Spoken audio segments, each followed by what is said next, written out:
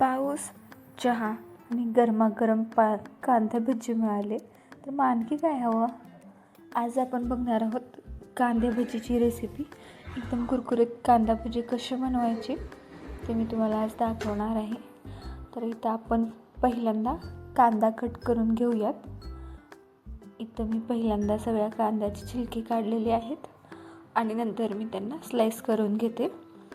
जेवढी लहान म्हणजे जेवढे पातळ तुम्ही त्याला कापू शकता ना तेवढं पातळ त्याला कापायचं ट्राय करा. एकदम पातळ फुडी असल्या पाहिजे कांद्याच्या. आणि नंतर मी एका बाउलमध्ये घेतलेले आहेत ते. त्यावरती थोडंसं मीठ स्प्रेड केलेलं आहे. चवीनुसार खूप जास्त मीठ घालायचं नाही. भज्याला किती मीठ लागतं, तुमची क्वांटिटी किती आहे ते अकॉर्डिंग तुम्हाला मीठ घालायचं आहे कांद्यावरती.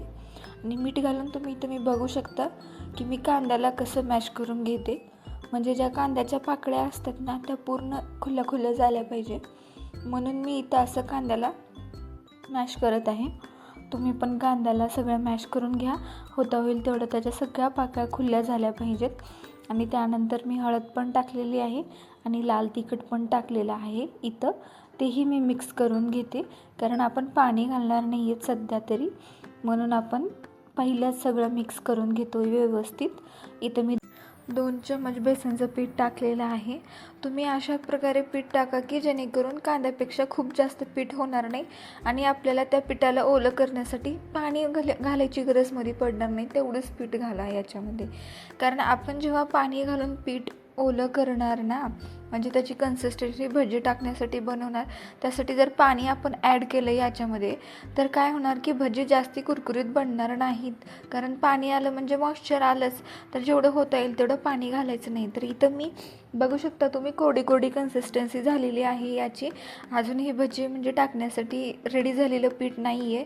तर मी काय करणार की आता हे सगळं मिक्स करून घेऊन याला 10 मिनटे मी साईडला रेस्ट व्हायला ठेवणार.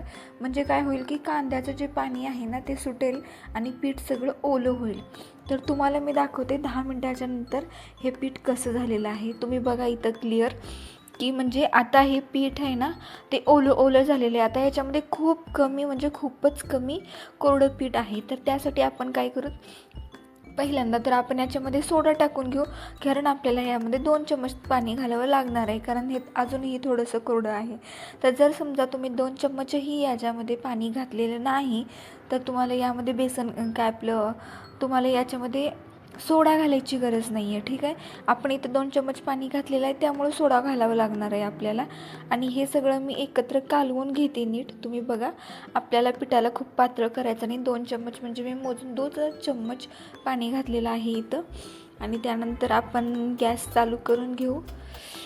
ऐनवेळेस लायटरच खराब झाला, तर मी इथं काडी डब्बीनं लावून घेते आता. आणि आपल्याला तेल घालून घ्यायचं आहे कढईमध्ये. मी रुंद कढई घेतलेली आहे इथं. तेल तुम्ही कोणतंही वापरा, तुम्ही जे रेग्युलर वापरता. आपल्याला या तेलाला गरम झालं की नाही चेक करायसाठी मी पहिल्यांदा एकच तार टाकून बघितलेली आहे आणि तेल माझं चांगलं गरम झालेलं आहे. यामध्ये आपल्याला भजी टाकून घ्यायचेत. तुम्ही बघू शकता भजी मी एकदम गोल बॉलसारखी टाकत नाही आहे, तर मी त्यांना पसर करून टाकते. असं रुंद करून टाकते मी त्यांना, गोल नाही टाकत आहे.